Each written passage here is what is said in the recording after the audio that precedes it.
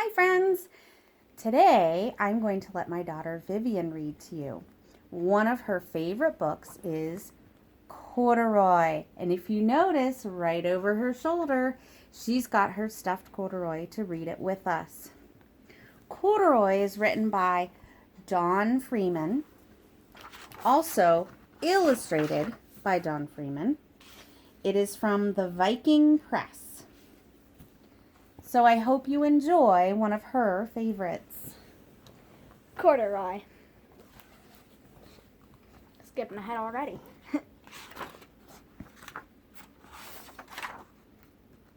There's Corduroy's pants. Corduroy is a bear that once lived in the toy department of a big store. Day after day, he waited with all the other animals and dolls for somebody to come along and take him home.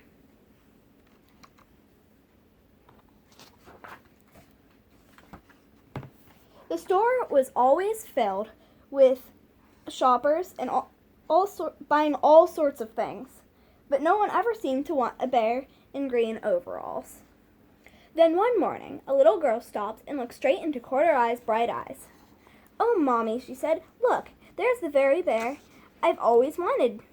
"Not today, dear," her mother sighed. "I've spent too much already. Besides, he doesn't look new. He's lost a button on one of his shoulder straps."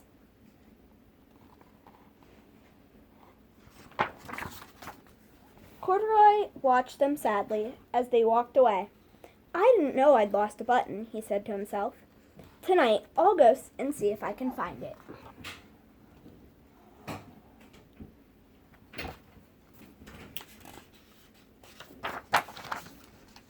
Late that evening, when all the shoppers had gone and all the doors were shut and locked, Corduroy climbed carefully down from a shelf and began searching everywhere on the floor for his lost button.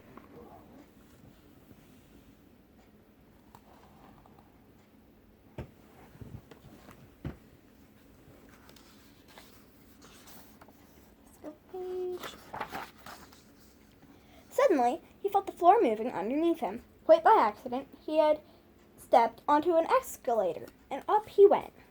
Could this be a mountain, he wondered? "I think I've always wanted to climb a mountain."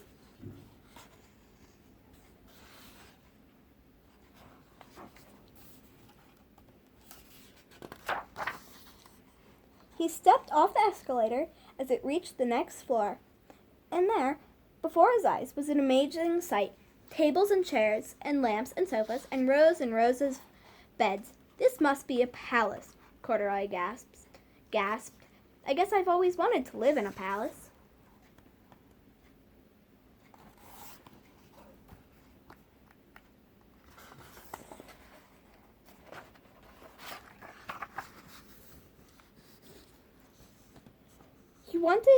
He wandered around, admiring the furniture.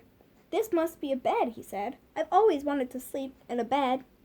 And up he crawled onto a large, thick mattress. At once he saw something small and round. "Why, here's my button," he cried, and he tried to pick it up, but, like all the other buttons on the mattress, it was tied down tight.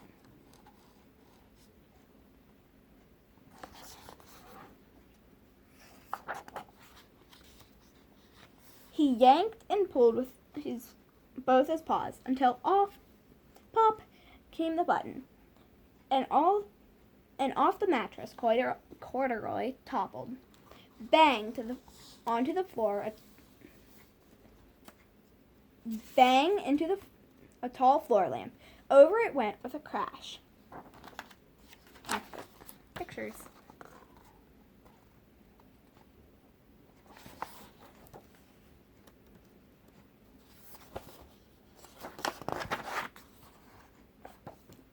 Corduroy didn't know it, but there was someone else awake in the store.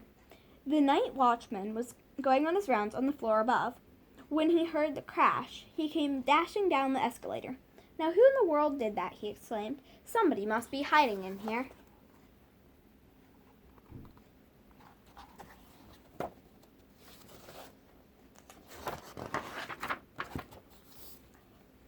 He flashed his light under and over the sofas and beds until he came to the biggest bed of all.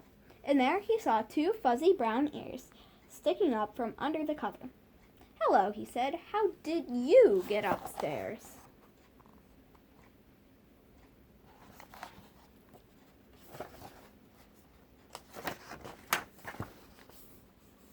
The watchman took Corduroy under his arm and carried him down the escalator and set him on the shelf in the toy department with the other animals and dolls. Oh, I forgot about the pictures.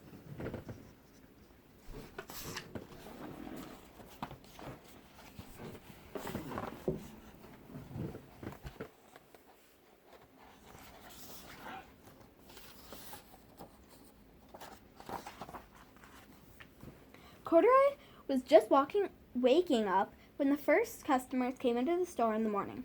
And there, looking at him with a wide, warm smile, was the same little girl he'd seen the day before. "I'm Lisa," she said, "and you're going to be my very own bear. Last night I counted what I saved in my piggy bank, and my mother said I could bring you home."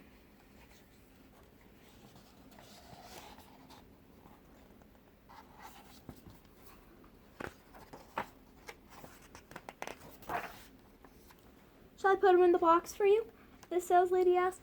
"Oh, no, thank you," Lisa answered, and she carried Corduroy home in her arms. She ran all the way up 4 flights of stairs into her family's apartment and straight into her own room.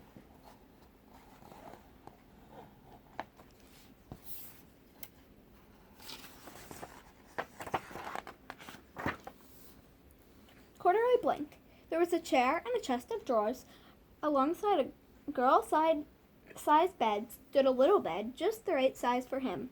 The room was small, nothing like the enormous palace in the department store. "This must be home," he said. "I know I've always wanted a home." Lisa sat down with Corduroy on her lap and began to sew a new button on his overalls.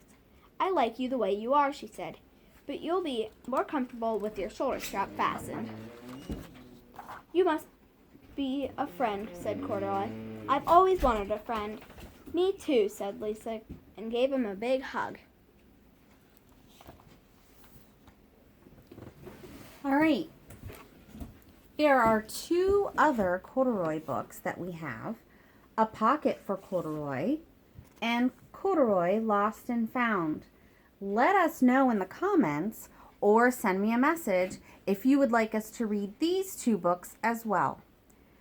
Enjoy listening to our stories. Until next time.